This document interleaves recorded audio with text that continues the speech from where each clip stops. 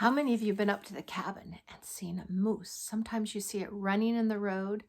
One time a moose chased Uncle Nelson, Uncle Buddy, into the outhouse because he came charging after him.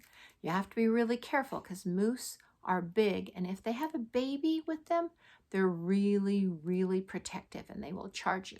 This is a book about a moose, and it's kind of a silly book because this is called This Moose Belongs to Me. I don't think a boy can own a moose. I don't think a moose is a pet. A moose is a wild animal. But let's figure out what this boy means by this moose belongs to me.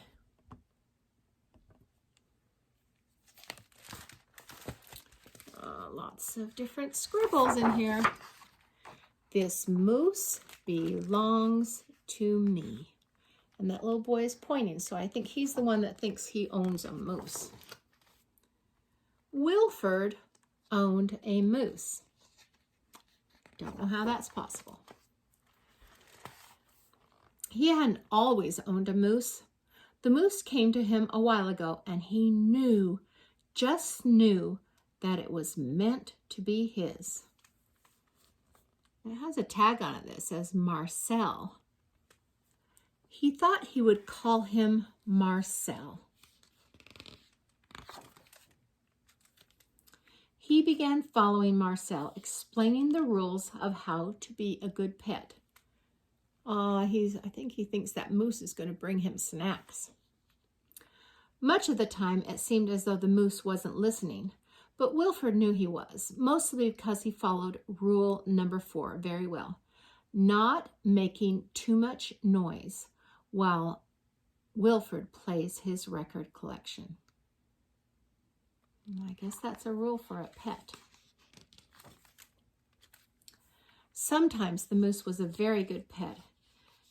He wasn't a very good pet. He generally ignored rule number 7, going whichever way Wilford wanted to go. The moose had a very good sense of direction, and Wilford did not. And because the moose was particularly poor on rule 7, remember that one, not going where Wilford wanted, maintaining a certain proximity to home, Wilford quickly learned to bring some string along their outings so he could find his way back. See, he's leaving blue string. Sometimes the moose was an excellent pet. He had no trouble at all with rule number 11, providing shelter from the rain. Wilford is staying dry because the moose is so big. You know how moose have tall, skinny legs? Or rule 16, knocking down things that are out of Wilford's reach. Is that moose helping him get some apples? Moose are very tall. One day, as Wilford discussed their plans for the coming year on a particularly long walk, he made a terrible discovery. Uh-oh. They were talking about their plans. I think those were just plans. That's not what they're doing. Those little bubbles coming out of Wilford's are just plans for the future. What? He made a discovery. Someone else thought she owned the moose. Rodrigo, you're back! Wilford was dumbstruck. This moose was Marcel, not Rodrigo.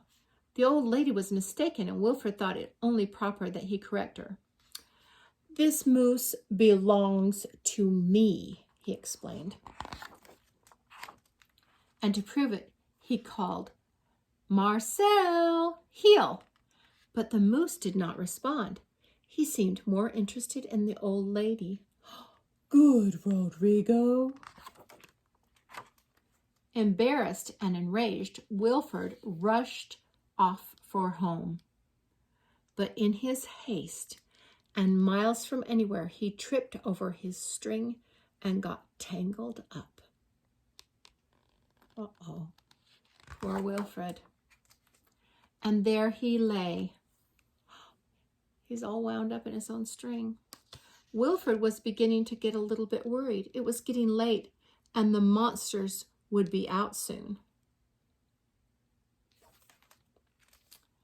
He had just ruled out the last of his options. He thought about Smokey the Bear, and a penguin, and a saw, and a hammer, and a lightning storm, and a shark, and lots of other things. He ruled those out when along came the moose and performed Rule 73 brilliantly, rescuing your owner from perilous situations. He rescued Wilfred and got a snack. All was forgiven, and perhaps Wilfred admitted he'd never really owned the moose anyway.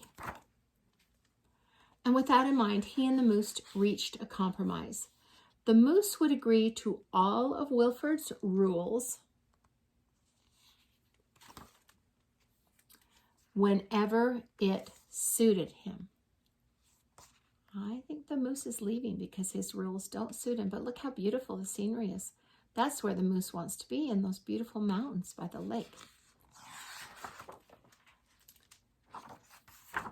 Domingo, you're back, and you brought me an apple. I guess Wilfred has the moose has lots of owners, but no one can really own him. What a silly book. If you could own any kind of animal, what would it be? Would it be a moose? I think that Junior would own a panda bear. And, tell me sometime what kind of animal you would own if you could own any animal in the world. I wouldn't own a moose.